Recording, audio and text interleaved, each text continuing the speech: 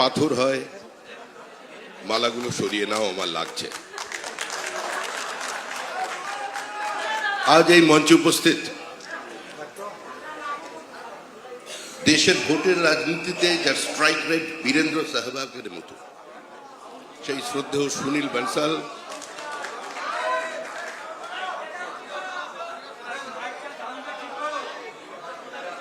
রাজ্যের বিরোধী দলনেতা যিনি কুচবিহার থেকে কাকদ্বীপ পর্যন্ত তৃণমূলের এই আগ্রাসনী রাজনীতির বিরুদ্ধে চোখে চোখ রেখে লড়াই করেছেন, এবং আমার আগে তার বক্তৃতায় তিনি বলেছেন তিনি দপ্তর ছেড়ে এসেছেন, তিনি আমন্ত্রণে এসেছেন, এগুলো সবই অতীত। আমি আমার অনুজ প্রতিমের কাছে আহ্বান করব বা আবেদন করব যে ভবিষ্যতের কোনো মিটিংয়ে তিনি এটা বলবেন না, কারণ তিনি বিজেপিতে সম্পৃক্ত হয়ে গেছেন।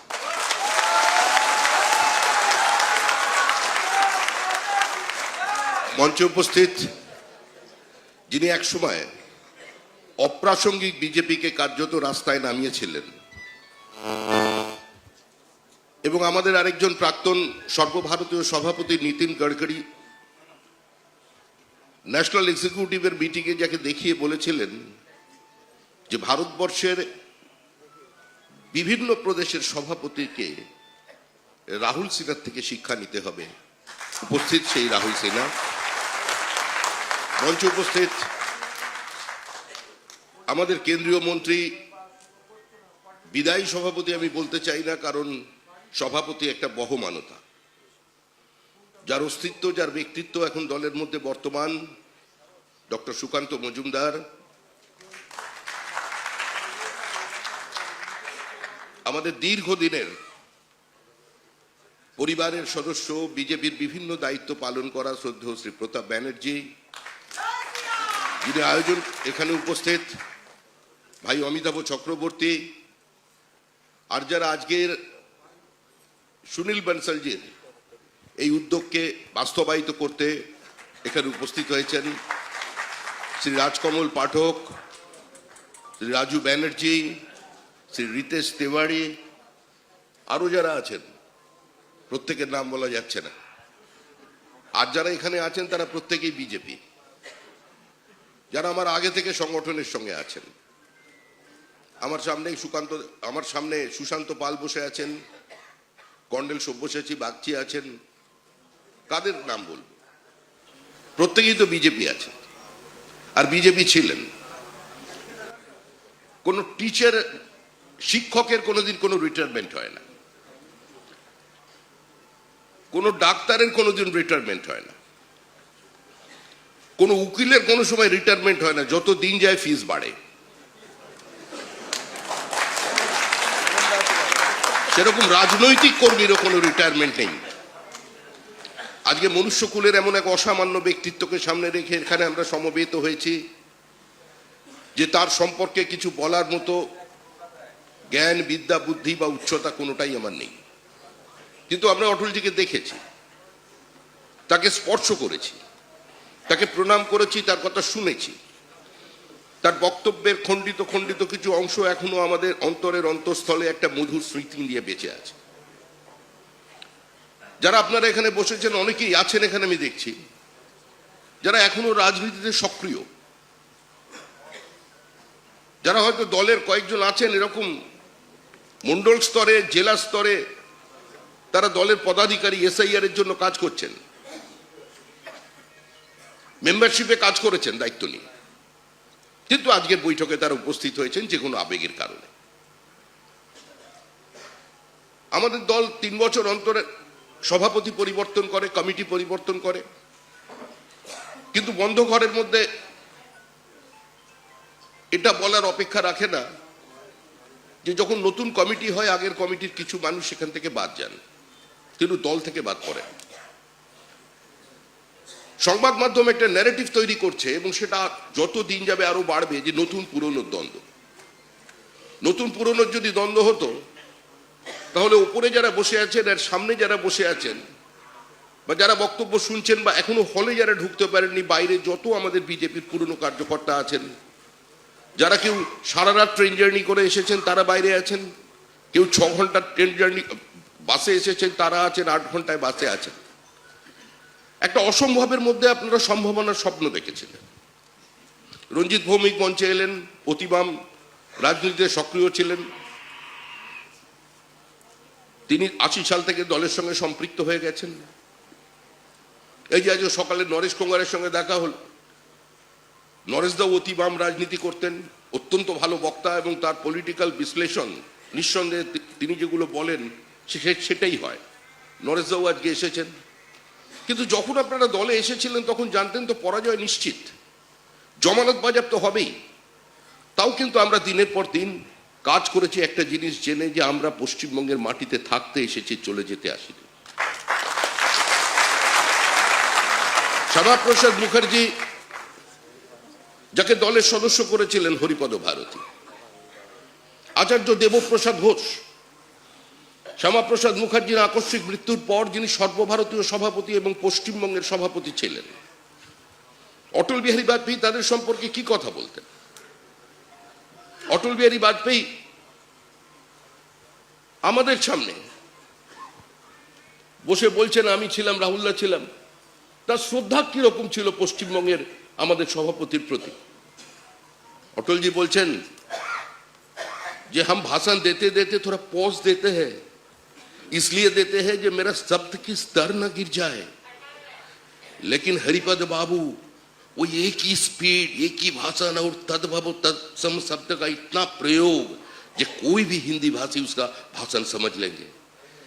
इस ध्रुवीकरण की राजनीति इतना जहरीला और खतरनाक होता है जो बड़े बड़े हस्तियों को भी दरकिनार करके रख देता है।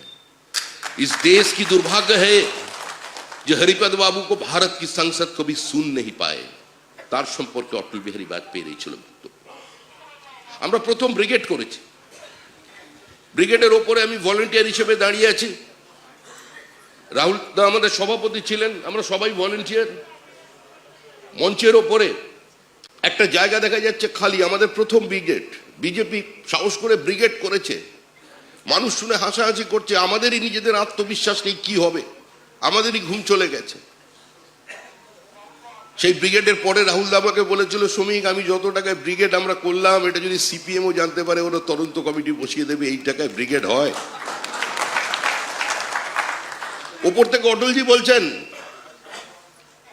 जब तक पश्चिम बंगाल की विधानसभा और लोकसभा में एक भी कमल नहीं खिला, लेकिन इस विशाल जनमेदिनी इस बात की प्रामाणिकता से भरे हुए है जो मन कमल खिल चुका है। थोड़ी सी जो खाली है वो हमारे झंडी की हरियाली है। इन्हीं অটল বিহারী বাজপেয়ী যিনি বাগ্মিতার মধ্যে দিয়ে একটা দলকে প্রাসঙ্গিক করতে পেরেছিলেন, যিনি তার নিজের জীবদ্দশায় দলের সঙ্গে সম্পৃক্ত হয়ে গিয়েছিলেন, তিনি অটল বিহারী বাজপেয়ী।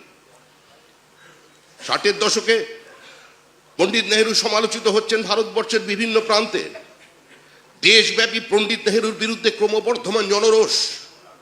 অটল একজন তরুণ সাংসদ, তার সামনে গিয়ে বলছেন আপনাকে পার্লামেন্ট ডাকুন, আপনাকে পার্লামেন্ট ফেস করতে হবে। শেষ পর্যন্ত সেই তরুণের কথায় পণ্ডিত নেহেরু পার্লামেন্টের বিশেষ অধিবেশন ডাকলেন। চাঁচা ছোলা ভাষায় নিজস্ব শব্দ চয়নে অটলজি আক্রমণ করলেন পণ্ডিত জওহরলাল নেহেরুকে। বক্তৃতা শেষের পরে নেহেরু বলছেন, তোমার দল কোনোদিন ক্ষমতায় আসবে কিনা আমার জানা নেই, আর দল যদি ক্ষমতায় আসে তোমায় প্রধানমন্ত্রী করবে কিনা সেটাও আমার জানা নেই, কিন্তু তুমি একজন প্রাইম মিনিস্টার মেটেরিয়াল। 1971 পাকিস্তানের সঙ্গে যুদ্ধ। শ্রীমতী ইন্দিরা গান্ধী গেলেন হঠাৎ সকালবেলা অটল বিহারী বাজপেয়ীর বাড়িতে। বিরোধীরা কি করে দেখবে তার এই পদক্ষেপকে, তিনি আশঙ্কায় ছিলেন। অটলজির সঙ্গে 8 ঘন্টা মিটিং এর পর যখন শ্রীমতী গান্ধী বেরিয়ে যাচ্ছেন তখন তিনি বললেন, আমি একজন নেতার সঙ্গে দেখা করব ভেবে এসেছিলাম, কিন্তু আমি একজন স্টেটসম্যানের সঙ্গে মিটিং করে গেলাম। তিনি অটল বিহারী। 71-এর যুদ্ধ আমরা জিতলাম। 80,000-এর বেশি সৈন্য আমাদের হাতে বন্দী। সেই যুদ্ধের অন্যতম সৈনিক কর্নেল সব্যসাচী বাগচি এখানে বসে আছেন। সেদিন কিন্তু আমরা পিওকে নিতে পারিনি। আমাদের সিমলা এগ্রিমেন্ট 2রা জুলাই 1972 শ্রীমতী গান্ধী ডিপ্লোম্যাটিক্যালি পরাজিত হয়ে গেলেন। জুলফিকার আলী ভুট্টোর সামনে সারা দেশ জুড়ে সমালোচনার ঝড় উঠল, কিন্তু অটলজি লখনৌর একটি মাঠে যখন খবর এলো তখন দুটি শব্দের মধ্যে দিয়ে বুঝিয়ে দিলেন যে তার অবস্থান, हम लोग जीते मैदान में लेकिन हारे दरबार पे। তিনি ছিলেন অটল বিহারী বাজপেয়ী। বিশ্বনাথ প্রতাপ সিং, তাকে জেতবার পর কলকাতায় একটা সভার আয়োজন করা হয়েছিল। সেই সভা আয়োজন হয়েছিল আমাদের শহীদ মিনারে। মঞ্চে যারা বসেছিলেন ভারতবর্ষের প্রায় সর্বপ্রান্তের নেতারা, যে ছবি বারবার দেখায় জ্যোতি বসু সেদিন মঞ্চে ছিলেন, সঞ্জয় সিং ছিলেন, বিশ্বনাথ প্রতাপ সিং ছিলেন, মঞ্চের পিছন দিকে বসেছিলেন অসীম দাশগুপ্ত, বুদ্ধদেব ভট্টাচার্য এবং বিমান বসু। কেন জানি না সেদিন জ্যোতি বসু খুব একটা সাবলীল বক্তৃতা দিলেন না। জ্যোতি বসু বাম এবং ধর্মনিরপেক্ষতার কথা বললেন। যে ছবি কংগ্রেসীরা বারবার দেখিয়েছে অতীতে, যে অটলজির সঙ্গে তারা হাত ধরেছেন, অটলজি বক্তৃতা শুরু করলেন। বক্তৃতার প্রথম শব্দই হলো এটা যে मैं अशोक सेन की आभारी हूं, ये महती सभा में मुझे बुलाने के लिए। थोड़ी दिन पहले वो कांग्रेस से निकल कर आए हैं और मैं हाथ जोड़कर उसे यही विनती करूंगा फिर से कांग्रेस में वापस लौट के ना जाए। सन 75 में जो कांग्रेस छोड़कर आए थे, अगर वो फिर से कांग्रेस पे वापस नहीं किया होता तो इस देश का स्थिति कोई दूसरा ही दिखाई देता। काने हाथ दिलेन अशोक सेन সমস্ত দিক উদ্গ্রীব হয়ে তাকিয়ে আছে অটল বিহারী বাজপেয়ী কি বক্তৃতা করবেন। খালি একটা লাইনের মধ্যে দিয়ে তিনি বুঝিয়ে দিলেন আমাদের রাজনৈতিক অবস্থান, যে भ्रष्टाचार की कभी दक्षिण या वाम नहीं होता, भ्रष्टाचार केंद्र में होता है, मध्य में होता है, जहरीला नागिन की तरह होता है, उसे काट कर फेंक देना चाहिए। কেন্দ্রের সরকার তৈরি হয়েছে বিশ্বনাথ প্রতাপ সিং এর সরকার। একদিকে বামপন্থীদের নিঃশর্ত সমর্থন, অন্যদিকে বিজেপির শর্ত সাপেক্ষ সমর্থন। অটলজি বক্তৃতা করছেন। आडवाणी जी कोनोदिन अटल जी परे वक्तृता करते ना, बोलते अटल जी का भाषण हो जाने का बाद हमारा भाषण सुनने के लिए कौन रहेगा, इसलिए सब अध्यक्ष पहले बोलेंगे, उसका बाद अटल जी बोलेंगे। अटल जी प्रथम शुरू करलेन, आमादेर अनेकेरই মনে ছিল না, उन्हीं शुरू करलेन যে अस्त्र लेकर जो अस्त्र के खिलाफ युद्ध करते हैं और बाद में जो विजय श्री का वरदान मिलता है लोग उसे वीर कहते हैं, और जो अस्त्र शस्त्र का खिलाफ निरस्त्र होकर युद्ध करते हैं और बाद में उसका ललाट पर विजय श्री का टीका लग जाता है लोग उसे महावीर कहते हैं। आज वो महावीर के जन्म जाएंगे। তিনি তার অবশ্য রাজনীতিটাকে বোঝাচ্ছেন। তিনি বলে पिछले चुनाव में एक आम मंथन हुआ था, वो मंथन से एक माखन निकाला है, माखन अभी छीके पर है और छीके का नीचे एक बिल्ली बैठा हुआ है। वो बिल्ली सोच रहे है ये कब छीका टूटे हम माखन लेकर भाग जाए। अगर बिल्ली का नजर छीके पर है तो हमारा नजर बिल्ली और छीका दोनों पर है, अगर टूट भी गया उसका मक्खन लेकर जाने नहीं गया। ठीक এমনই একটা অপ্রাসঙ্গিক সময়। এখানে যারা বসে আছেন অনেকেই, সেদিন আমরা বম্বে অধিবেশনে গিয়েছিলাম, 11 কিলোমিটার রাস্তা আমরা মিছিল করেছিলাম, আমি স্লোগান দিয়েছিলাম মনে আছে। বম্বে রেস কোর্সে 4.5 লক্ষ মানুষ এর ঐতিহাসিক সম্মেলন। আয়োজক ছিলেন স্বর্গীয় প্রমোদ মহাজন। রাত্রিবেলা বক্তৃতা, আমরা যখন বক্তৃতা শুনছি আমার পাশে আমি আর বিদ্যাসাগর মন্ত্রী এক জায়গায় বসেছিলাম। আমার মনে আছে বক্তৃতা যখন শুরু হলো তখন একটা সারা দেশ জুড়ে চলছে যে বিজেপি যদি ক্ষমতায় আসে তাহলে লৌহ মানব বলে যাকে তুলে ধরা হয়েছিল তখন আমাদের শ্রদ্ধেয় আডবাণীজিকে, উনি হবেন প্রধানমন্ত্রী, যার মধ্যে সর্দার বল্লভ ভাই প্যাটেলের ছায়া দেখা যায়, তিনি হবেন ভারতের প্রধানমন্ত্রী। কিন্তু দুজনের মধ্যে কি আত্মিক যোগাযোগ। আডবাণীজি বক্তৃতা করছেন, বক্তৃতার শেষে হঠাৎ আডবাণীজি বলে দিলেন সারা ভারতবর্ষের সমস্ত মিডিয়া জানেন পরবর্তী প্রধানমন্ত্রী লালকৃষ্ণ আডবাণী, যে महान परिवर्तन इस देश के दरवाजे पर दस्तक दे रहे हैं, कांग्रेस सत्ता से जा रहे हैं और भाजपा सत्ता में आ रहे हैं और आने वाला काल की प्रधानमंत्री श्री अटल बिहारी वाजपेयी बन रहे हैं। মুহূর্তের জন্য আমরা দেখলাম পিন ড্রপ সাইলেন্স, কোনো আওয়াজ নেই।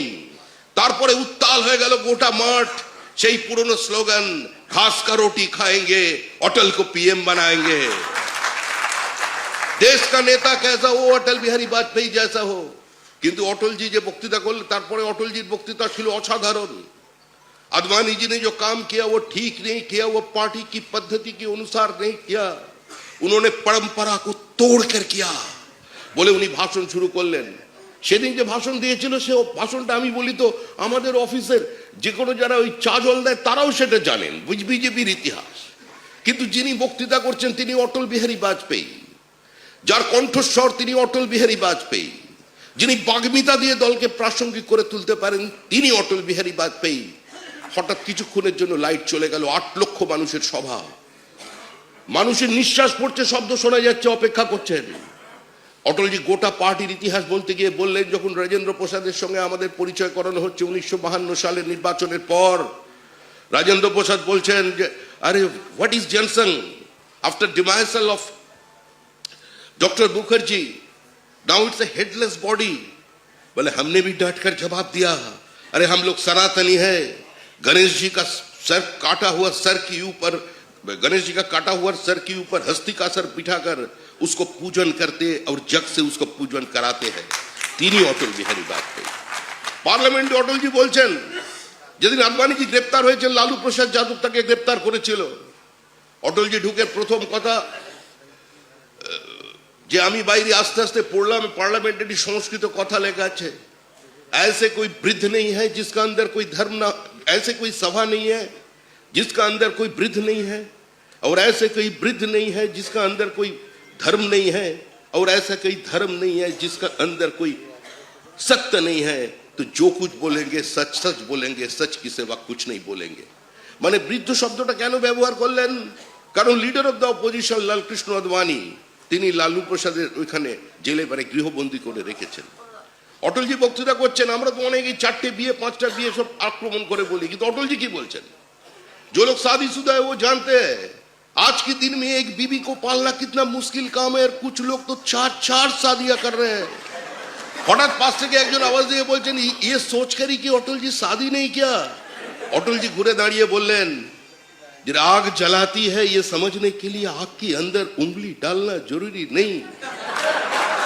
गुलाम नबी आजाद একটা দাঁড়িয়ে কথা বলেছেন, বলে हे ईश्वर ऐसे नबी से हम तो मुक्ति दिलाए, कभी गुलाम बन जाता है कभी आजाद घूमते हैं, गुलाम नबी आजाद। गुलाम नबी आजाद হেসে বসে পড়লেন। सोमनाथ चट्टोपाध्याय उठे दाঁড়িয়ে কিছু বলতে গিয়েছিলেন, বলে बैठ जाइए, क्या लोकतंत्र की बातें करते हैं। जो लोग सोवियत रशिया में अपने लोकतंत्र की लड़ाई लड़ते लड़ते अपने जीवन का हाथ धो बैठा, क्या आप उनको वापस ला सकते हैं? क्या तिएनएनमेन स्क्वायर में जो लोग को गोलियों से भून दिया गया, क्या उसको आप वापस ला सकते हैं? बैठ जाइए। আমরা অটলজির এই উত্তেজনাও দেখেছি, অটলজির মতো মানুষ। আমরা রিসিভ করতে গেছি, সেরিমোনিয়াল লাউঞ্জ দিয়ে অটলজি আসবেন, সালটা রাউলদার মনে থাকতে পারে, আমার মনে পড়ছে না, সেরিমোনিয়াল লাউঞ্জ দিয়ে আসবেন। হঠাৎ আমরা সেরিমোনিয়াল লাউঞ্জে ছিলাম, হঠাৎ জানা গেল, আমরা খবর পেলাম, তখন তো মোবাইলের যুগ নেই, যে অটলজিকে সাধারণ যে একটা বেরোনোর জায়গা সেটা দিয়ে বার করে নিয়ে গেছে। তো সেটা নিয়ে গেছেন, আমরা কি করবো, অটলজি চলে গেছেন। হঠাৎ আমরা যখন আস্তে আস্তে এবার গাড়িতে ওঠার ব্যবস্থা করছি, তখন পার্টির কাছে এত গাড়ি ঘোড়াও নেই, মানে একটা গাড়িতে 6 জন চাপতে হয়। হঠাৎ দেখি পুলিশ দৌড়ে আমাদের খুঁজে আসতে গেছে, পুলিশের ব্যস্ততা। কি ব্যাপার? যে অটলজি লেক টাউনের আগে রাস্তায় দাঁড়িয়ে পড়েছেন, বলেছেন हम कलकत्ता में आया और हमको रिसीव करने के लिए कोई कार्यकर्ता नहीं आए, हो ही नहीं सकते। बोले सर उठ जाइए गाड़ी में, रिस्की है, आपका ये समय आपका स्टेटस समझिए, अब रास्ते में। बोले मैं रास्ते पे ही खड़ा रहूंगा, अब का हमारा कार्यकर्ता को बुला के लाओ, हो ही नहीं सकता। পুলিশ আমাদের এয়ারপোর্ট থেকে নিয়ে এলো, আমাদের দেখবার পরে অটলজি মালা, বা তখন তো আর এতটা উত্তরীয় নেই, মালা নিয়ে উত্তরে গেছেন। আমাদের প্রথম অধিবেশন অটলজি পরিবেশন করেছে। আমার মনে হয় যে যুগল কিশোর জেঠালি আজকে যে বিজেপির নতুন চেহারা দেখছি, আজকে যে বিজেপির এই যে পার্টি অফিস দেখছেন, এখন যে অফিসটা পরিবর্তন হচ্ছে, নতুন অফিসের মানে আমি 6 নম্বর মুরলী দর্শনের কথা বলছি। ডক্টর শ্যামাপ্রসাদ মুখার্জি যেটা ঐতিহাসিক বাড়ি, অমৃত সমাজের হল ছিল, বঙ্কিমচন্দ্র চট্টোপাধ্যায়, বাপু রাজেন্দ্র প্রসাদ থেকে শুরু করে শরৎচন্দ্র চট্টোপাধ্যায়, রবীন্দ্রনগর, এমন কারো নাম বলতে পারবেন না কেশব সেন যে ওই বাড়িতে যাননি।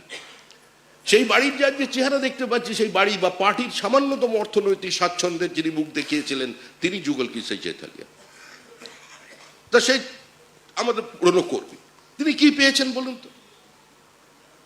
এই যারা আপনারা বসে আছেন, বহু বিজেপি কর্মী আছে। আমাদের মধ্যে একজন বলেছিলেন, আমাদের বীরভূমের কালিদা, যে শ্রমিক এতদিন যে বিজেপি করছো আর হারছো, কি পাচ্ছ বলো? যে নির্মল আনন্দ ছাড়া এ পার্টিতে পাওয়ার কিছু নেই। তো আমি যখন প্রথম জিতেছি, উপনির্বাচনে 10 মিনিট আমি বিশ্বাসই করতে পারিনি আমরা জিতে গেছি।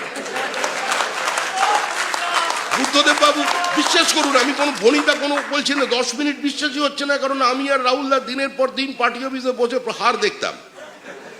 রাহুল একদিন আমায় বলছে, বুদ্ধদেব ভট্টাচার্য বলে দিল যে যাদের বিধানসভায় কোনো প্রতিনিধিত্ব নেই তাদের সর্বদলীয় বৈঠকে আমরা ডাকি না। রাহুল আমায় বললো, শ্রমিকের থেকে যেটা থাপ্পড় মারতো রাস্তায় দাঁড়িয়ে, তাহলে কম অপমান। এবার আমি জিতে বিশ্বাস করতে পারছি না। মানে ইথিওপিয়ার মানুষ না খেতে পেয়ে পেয়ে এমন অবস্থায় চলে গেছিল যে খাবার দিয়েছে, খাওয়া ভুলে গেছে। আমরা হাঁটতে হাঁটতে ওই জায়গায় ছিলাম, কিন্তু আমরা বিজেপিতে ছিলাম, আপনারাই তারা বসে আছেন।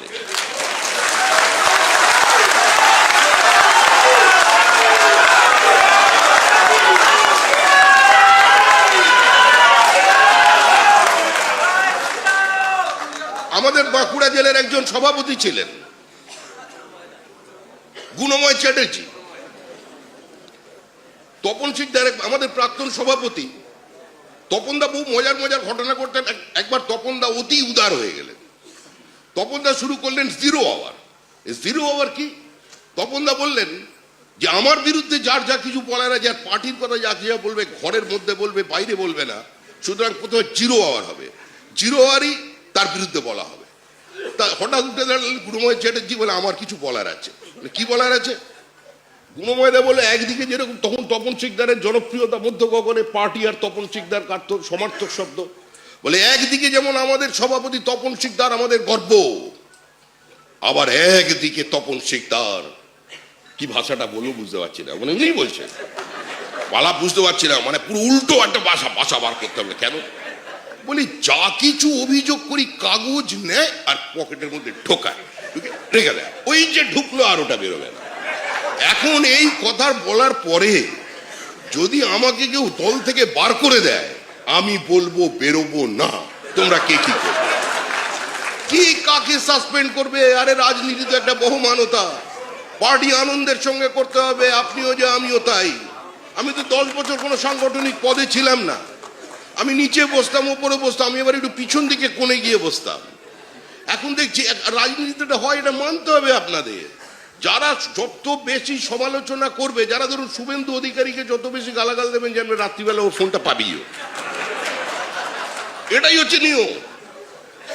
এভাবেই চলছে। আমরা বহু, আমি দেখ 40 বছর হয়ে গেল, আমি এ ধরনের বেশি হয়ে গেছে। এখন আবার এইটা আমার বন্ধু বলে, এটা বলো না, বয়সটা বেশি লাগবে, এটা বলো না, আমারই বন্ধু, স্কুলের বন্ধু সে বলে। তো সেরকম আমরা অনেক দিন এরকম কাটিয়ে এসেছি এবং হারবো জেনে কাটিয়েছি। কিন্তু আজ আমরা জিততে এসেছি, কারণ এই লড়াই শেষ লড়াই।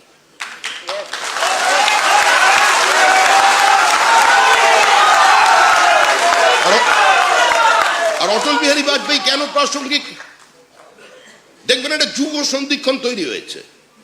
বন্দে মাতরমের শ্রাদ্ধ 100 বর্ষ, অটল বিহারী বাজপেয়ীর 100 বর্ষ, ডক্টর বি.আর. আম্বেদকর তারও 100 বর্ষ চলছে। পশ্চিমবঙ্গের সবচেয়ে বেশি জায়গায় তফসিলি এবং তফসিলি উপজাতি সম্প্রদায়ের মানুষ খুন হচ্ছেন পশ্চিমবঙ্গে। সারা ভারতবর্ষের রাজনীতি যে এসটি ওবিসি নিয়ে উত্তাল থাকে, ভারতবর্ষের সবচেয়ে বেশি তারা খুন হয়েছে এবং সবচেয়ে বেশি খুন হচ্ছে পশ্চিমবঙ্গে মুসলমানেরা। যারা গুজরাটের কথা বলেন, চোখের জলে মুসলমানদের জন্য বুক ভাসিয়ে দেন। ভারতবর্ষের রাজনীতির ইতিহাসে কোনো সাধারণ নির্বাচনের পর একটা ব্লকে 5-7 জন সংখ্যালঘু কর্মী বিজেপির পতাকা হাতে নিয়ে খুন হয়েছে, এই দৃষ্টান্ত নেই। যা হয়েছিল 2014 সালে নির্বাচনের পর ইলামবাজারে। মরছে মুসলমান, মারছে মুসলমান, আর তারপরে এখানে ঢুকে গেছে র্যাডিকালাইজেশন। পশ্চিমবঙ্গ আবার 1946-এর অবস্থায় পৌঁছে গেছে। বন্দে মাতরমকে কংগ্রেস খণ্ডিত করেছিল। 1937 সালে এই রাস্তায় দাঁড়িয়ে মিছিল বেরিয়েছিল, হিন্দু মহাসভা বড় প্ল্যাকার্ড বানিয়েছিল যে do not sacrifice Bande Mataram at the altar of communal bigotry. ইন্দোরে মিছিল বেরিয়েছে, বেনারসে মিছিল বেরিয়েছে, লখনৌতে মিছিল বেরিয়েছে, গুজরাটে মিছিল বেরিয়েছে। কিন্তু সেদিন কংগ্রেস নেতারা খণ্ডিত করেছে দেশকে, ভাগ হয়েছে বাংলা। যারা বাঙালির কথা বলেন, বাঙালি তো প্রতারিত। কংগ্রেস রবীন্দ্রনাথের সঙ্গে বিশ্বাসঘাতকতা করেছে, কংগ্রেস নেতাজি সুভাষচন্দ্র বসুর সঙ্গে বিশ্বাসঘাতকতা করেছে।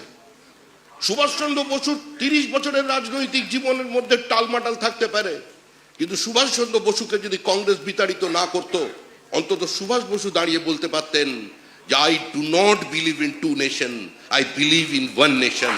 তাহলে ভারতবর্ষ ভাগ হতো। সুভাষচন্দ্র বসু বন্দে মাতরমকে খণ্ডিত করার পক্ষে ছিলেন না।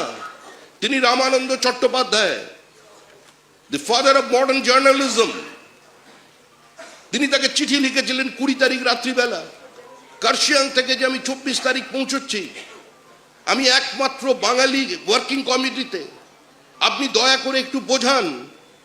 কবিগুরুর সঙ্গে যোগাযোগ করে গান্ধীজিকে বোঝানোর চেষ্টা করুন। 24 তারিখে নেহরুজি এবং পণ্ডিত গান্ধীজিও কলকাতায় আসছেন, তারা উডবার্ন পার্কে থাকবেন, আমি জানি না কি হবে। তিনি আশঙ্কা প্রকাশ করেছিলেন, খণ্ডিত হয়ে গিয়েছিল বন্দে মাতরম। আর সেই খণ্ডিতের পরবর্তীকালে আমরা দেখতে পেলাম minority has a right of self ডিটারমিনেশনের উপরে দুটো জাতির ভিত্তি হয়ে গেল। কমিউনিস্ট পার্টি অফ ইন্ডিয়া তারাও আজকে আমাদের বিরুদ্ধে প্রচার করছেন।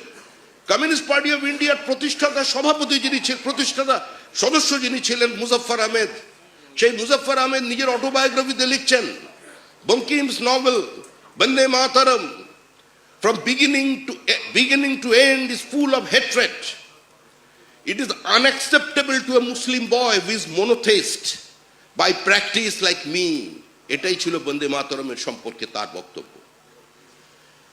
বুদ্ধদেব ভট্টাচার্য 1994 সালে মদনলাল খুরানা যখন ম্যান্ডেটরি করলেন যে সমস্ত দিল্লির স্কুলে বন্দে মাতরম, পূর্ণাঙ্গ বন্দে মাতরম চলবে, কংগ্রেস রাস্তায় নেমে প্রতিবাদ করেছিল যে বন্দে মাতরম সাম্প্রদায়িক। তখন বুদ্ধদেব ভট্টাচার্য বলেছিলেন, আমার ভাবলে আশ্চর্য লাগে বঙ্কিমচন্দ্রের মতো একজন প্রতিভাবান ঔপন্যাসিক কি করে আনন্দ মঠ রচনা করেছিলেন। সেদিন সৌগত রায় বলেছিলেন বন্দে মাতরমের মধ্যে সাম্প্রদায়িকতার গন্ধ আছে। আজকে দেখুন সব যুগ সন্ধিক্ষণ এক জায়গায় চলে এসেছে।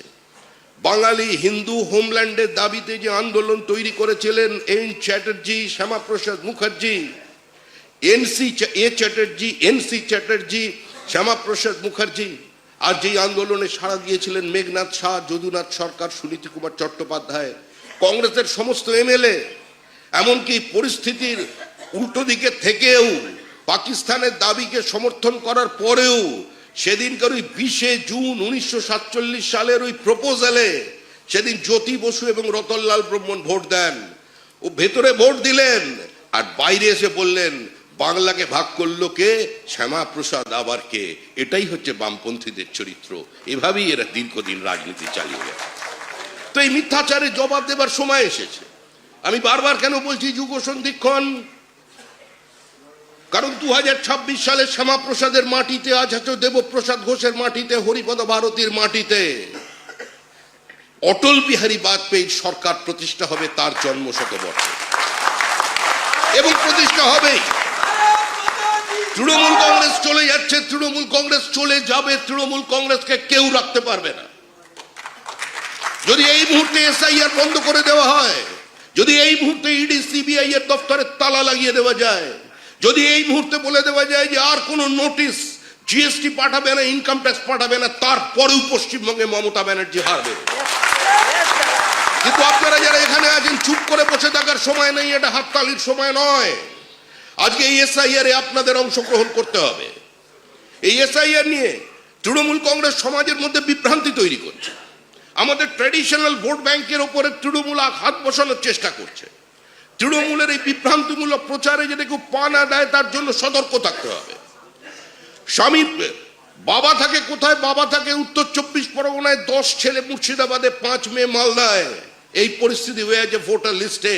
যখন হিয়ারিং শুরু হবে আপনাদের প্রত্যেককে আপনাদের পবিত্র কর্ম হচ্ছে সেটা, আপনার কোন দায়িত্বে আপনি আছেন, কোন দায়িত্বে নিয়ে আছেন সেটা প্রশ্ন নেই। কোন মন্ডল সভাপতি, কোন শক্তি কেন্দ্র প্রমুখ আপনাকে ডেকেছে কি ডাকেনি সেটা বক্তব্য নয়। একজন দলীয় কর্মী হিসেবে আপনি শ্যামাপ্রসাদ মুখার্জির কথা স্মরণ করে এবং অটল বিহারী বাজপেয়ীর এই আজকে শতবর্ষে এই প্রতিজ্ঞা নিয়ে আজকে আমরা এখান থেকে সবাই যাব যে এসআইআর এ আমাদের প্রত্যেকে অংশগ্রহণ করবে। এই হিয়ারিং এ যে কোনো মূল্যে আজকে আমাদের যে প্রাথমিক কাজ হচ্ছে এখন এসআইআর। এখন মনে রাখবেন এসআইআরই বিজেপি আর বিজেপি এসআইআর। পশ্চিমবঙ্গের ভোটার লিস্টের অবস্থা যা হয়ে আছে, যারা আনন্দ করছেন রোহিঙ্গা কোথায়, আরে রোহিঙ্গা বাংলাদেশি খুঁজে বার করানোর কাজ রাষ্ট্রের। আমরা এখন আর রাজনৈতিক দলের প্রতিনিধিত্ব করছি, নির্বাচন কমিশন সাংবিধানিক সংস্থা তারা তাদের কাজ করছে, তারা তাদের মতো করে কাজ করে যাবে। আমাদের কাজ হচ্ছে সহযোগিতা করার।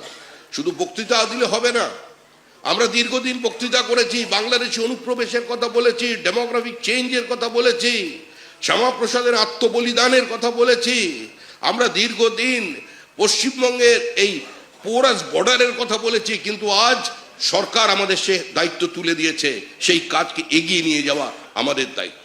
একটা সময় ছিল 50-এর দশকে সরকার কোনো সিদ্ধান্ত নিত, সরকারি সিদ্ধান্তের বিরুদ্ধে মানুষ আন্দোলন করত, সরকার নিজের রাষ্ট্রযন্ত্র দিয়ে নিজের প্রচার মাধ্যম দিয়ে সেটাকে প্রতিহত করার চেষ্টা করত। আর আধুনিক ভারতবর্ষে সরকার একটা সিদ্ধান্ত নেয়, সেটা বাস্তবায়িত হয় এবং সেই সিদ্ধান্তের গ্রহণযোগ্যতা বা সেই সিদ্ধান্তের বাস্তবায়িত করার ক্ষেত্রে বাধা বিপত্তি যা আছে, বাস্তবতা কি আছে সেটা বোঝানোর দায়িত্ব নিতে হয় সেই দলকে। সিএ দীর্ঘদিনের দাবি, উদ্বাস্তুরের দাবি, আমরা তো ভাষণ দিচ্ছি 1951 সাল থেকে। 48-এর স্বাধীনতার পর গান্ধীজি বললেন যারা ইচ্ছার বিরুদ্ধে ওপারে থেকে গেলেন তাদের এপারে নিয়ে আসতে হবে। তারা যদি কোনোদিন মনে করেন যে তারা বিপন্ন, তাদের ভারতবর্ষে চলে আসতে চায়, তারা আসবে এবং সরকারের দায়িত্ব তাদের জীবন এবং জীবিকাকে সুনিশ্চিত করা। কে বলেছেন? মহাত্মা গান্ধী। সেই বক্তব্যকে সমর্থন কে জানিয়েছিলেন? পণ্ডিত জওহরলাল নেহরু, সর্দার বল্লভভাই প্যাটেল। আজকে কংগ্রেস গান্ধীজিকে গ্রহণ করেছে কিন্তু অবলম্বন করেনি। অবলম্বন যিনি করেছেন তিনি নরেন্দ্র দামোদর দাস মোদী, সিএ বাস্তবায়িত করেন। গান্ধীজি বলেছিলেন যে এমন পরিকল্পনা করবার সময় সমাজের শেষ পংক্তির মানুষটার মুখের দিকে তাকিয়ে যদি পরিকল্পনা করো, সেই পরিকল্পনা প্রকৃত অর্থে বাস্তবায়িত হবে। কংগ্রেস গান্ধীজিকে গ্রহণ করেছে, অবলম্বন করেনি। সেই পরিকল্পনাকে বাস্তবায়িত করেছিলেন ওই সুশাসনের নেতা অটল বিহারী বাজপেয়ী, আর যাকে আজকে আরো তার গতিকে বাড়িয়ে দ্বিগুণ গতিতে টেনে নিয়ে যাচ্ছেন আমাদের পৃথিবীর জনপ্রিয়তম রাজনৈতিক ব্যক্তিত্ব, দেশের প্রধানমন্ত্রী নরেন্দ্র দামোদর দাস মোদী। গ্রামকে শহরের সঙ্গে যোগ করো, গোল্ডেন কোয়াড্রিল্যাটারাল, গতি বাড়াও, শিল্পায়নের জোয়ার নিয়ে আসো, বাজেটের 60% টাকা গ্রামের উন্নয়নের জন্য ব্যয় করো, মানুষের ক্রয় ক্ষমতা বাড়াও। ভিক্ষাপাত্র হাতে নাম সামনে নিয়ে দাঁড়াবে না। ভারতবর্ষ ইউনিপোলার নয়, বাইপোলার নয়, মাল্টিপোলার পৃথিবী তৈরি করবে। আমেরিকার রক্তচক্ষুকে উপেক্ষা করে ইন্টারন্যাশনাল মনিটারি ফান্ড IMF কে দূরে সরিয়ে দিয়ে তিনি পোখরান বিস্ফোরণ করে দেখিয়ে দিয়েছেন, বারণ পরে আবার বিস্ফোরণ করে দেখিয়ে দিয়েছে যে ভারতবর্ষ পিছিয়ে আসার মানুষ। আজকে সেই পার্টির প্রত্যেক কর্মী আমরা, কত লক্ষ লক্ষ মানুষ দলে এসেছেন, চলে গেছেন। জীবনে কোনোদিন পার্টির কাজে কোনোদিন বিমান যাত্রা করেননি, কোনোদিন এয়ার কন্ডিশন গাড়িতে চাপেননি। আমাদের নেতা ছিলেন সুকুমার ব্যানার্জি। বাঁকুড়ায় নেমেছি 87 সালের ভোট, বলছে শ্রমিক 20 টাকা ভাড়া চাইছে, 43 ডিগ্রি টেম্পারেচার, বলে চল। ওনার কষ্ট, আমার তো কষ্ট সহ্য করার ক্ষমতা নেই, বলে চল।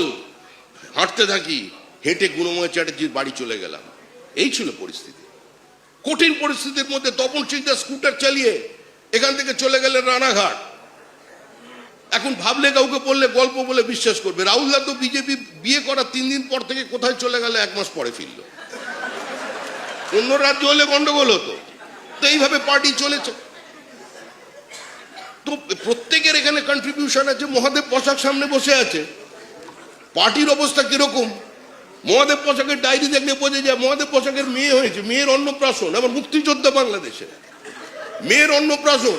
আমি একটু কম খাই, অল্প খেয়ে পালানোর ধান্দায়। তখন ট্রেনে করে গেছি, গিয়ে দেখি গিয়ে একটা ফিশ ফ্রাই নিয়েছি, অর্ধেকটা খেয়ে আমার ঠিক আছে বৌদি ঘুরছে। হঠাৎ দেখি বৌদি গম্ভীর, বুঝতে পারলাম না কারণটা। পরের দিন মহাদেব পোশাক এসছেন, 2 দিন পরে পার্টি অফিসে। হ্যাঁ যাইছিলেন, জানি তো, খাননি কিছুই, সে খবরও পাইছি। আপনি কোথায় ছিলেন? 700 লোকের নিমন্ত্রণ, কোথায় ছিলেন আপনি? কি করুন, গোসাবাই ডেট দিয়ে ফেলছিলাম তো, বাড়ির মেয়ের অন্নপ্রাশন গোসাবাই বক্তৃতা করছে, তার নাম মহাদেব বসাক। এদের নিয়েই তো পার্টি। আমাদের থেকে 80 দশকে মানুষ বলতো এত পাগলেরা পার্টি করে।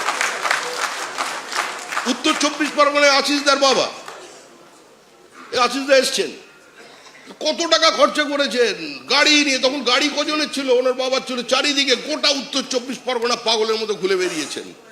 জানতেন হারবে, কিন্তু তাও ঘুরে বেরিয়েছেন। কারণ একটা মতাদর্শ নির্ভর পার্টি, একটা পার্টি একটা নির্দিষ্ট কারণে ক্ষমতায় আছে। আমাদের এখানে শ্যামল হাতি বসে আছেন। এই শ্যামল হাতি, অনেকে জানেন না, শ্যামল হাতি আমাদের নকশালদের বিরুদ্ধে প্রচার করতে গেছিলেন নরসিংহ দত্ত কলেজে। তুলে রেখে সোলের কায়দায় ধর্মেন্দ্রকে যেভাবে বেঁধে রেখেছিল, তাকে শ্যামল হাতিকে বেঁধে রেখেছিল রেল লাইনের ওপরে। বেঁধে রাখবার পরে গরম শীষে, পায়ের ডান পাটা দেখুন পুরো পোড়া, গরম শীষেটা পুরো পায়ের মধ্যে ঢেলে দিল, কিন্তু তাও বিদ্যার্থী পরিষদের প্রার্থী পদ থেকে তাকে সরিয়ে নিয়ে যেতে পারে।